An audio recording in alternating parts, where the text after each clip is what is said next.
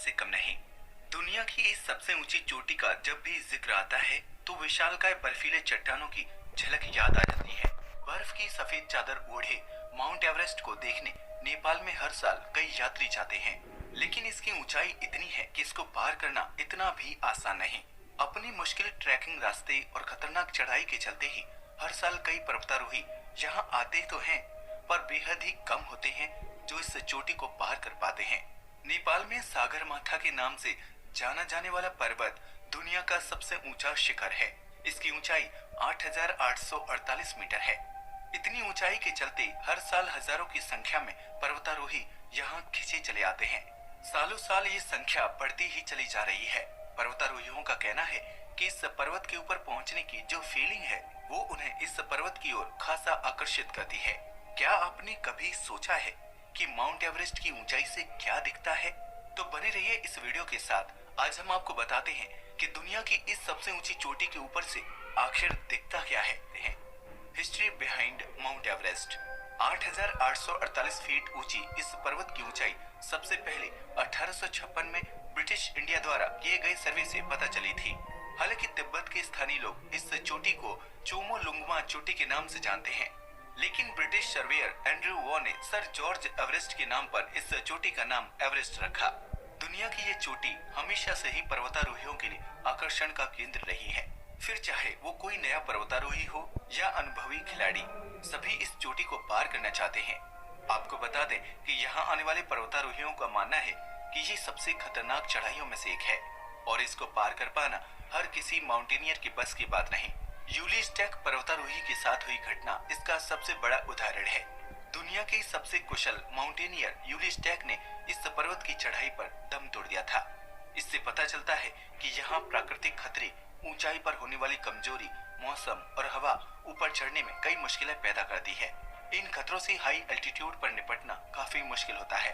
हर साल भारी तादाद में पर्वतारोही यहाँ आते हैं, लेकिन इस सेंसिटिव जोन में सभी माउंटेनियर का बचना बेहद मुश्किल होता है।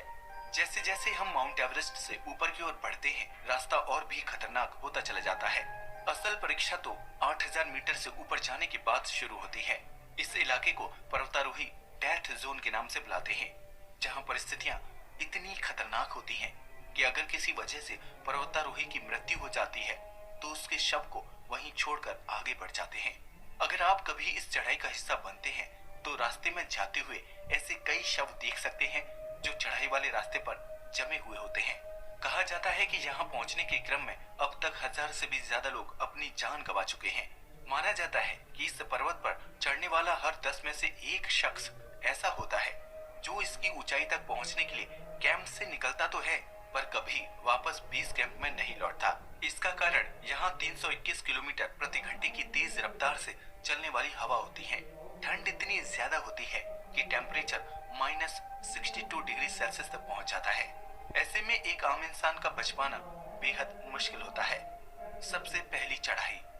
आपको शायद जानकर हैरानी हो, हर साल नेपाल के बाद सबसे ज्यादा माउंटेन क्लाइंबर्स अमेरिका, ब्रिटेन और भारत से आते हैं। इस चोटी की ऊंचाइयों को छूने वाला पहला पर्वतारोही भी नेपाल से ही था, जिसके नाम 21 बार माउंट एवरेस्ट को फतह करने का रिकॉर्ड है। दरअसल इस पर्वतारोही ने 1953 में माउंट एवरेस्ट की यात्रा शुरू की थी।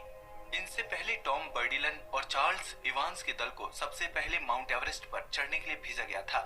काफी हद तक ये पर्वतारोही अपनी इस यात्रा में कामयाब भी हो गए थे, लेकिन किस्मत को कुछ और ही मंजूर था।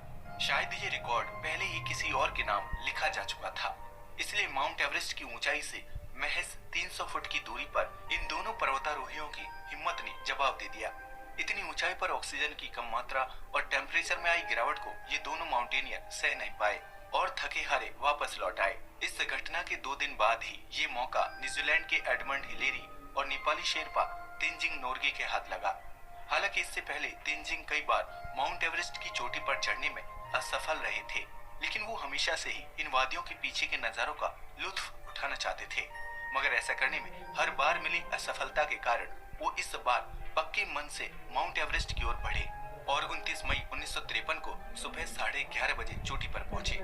इस यात्रा में सबसे पहले हिलेरी ने शिखर पर कदम रखा और फिर ये दोनों माउंट एवरेस्ट की ऊंचाई को छूने वाले पहले पर्वतारोही बन गए।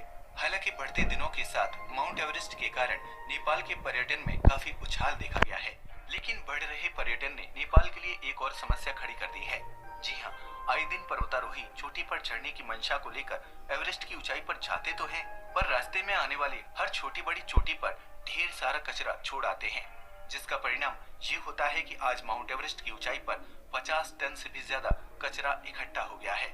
हालांकि 29 नेपाली पर्वतारोहियों के दल द्वारा 16 टन कचरा हटाया भी गया है। 42 दिन तक चले इस सफाई अभियान में हर दिन पर्वतारोहियों ने 7 घंटे तक काम कर याक की मदद से इस कचरे को नीचे भेजा, लेकिन फिर भी विशेषज्ञों का मानना है कि अब भी एवरेस्ट में 50 टन कचरा बचा हुआ है। आपको बता दें कि ये एवरेस्ट सफाई अभियान 2008 से चल रहा है। विशेषज्ञों का मानना है कि सागरमाथा चोटी पर बढ़ते इस कचरे के ढेर से माउंट एवरेस्ट कहीं दबता जा रहा है।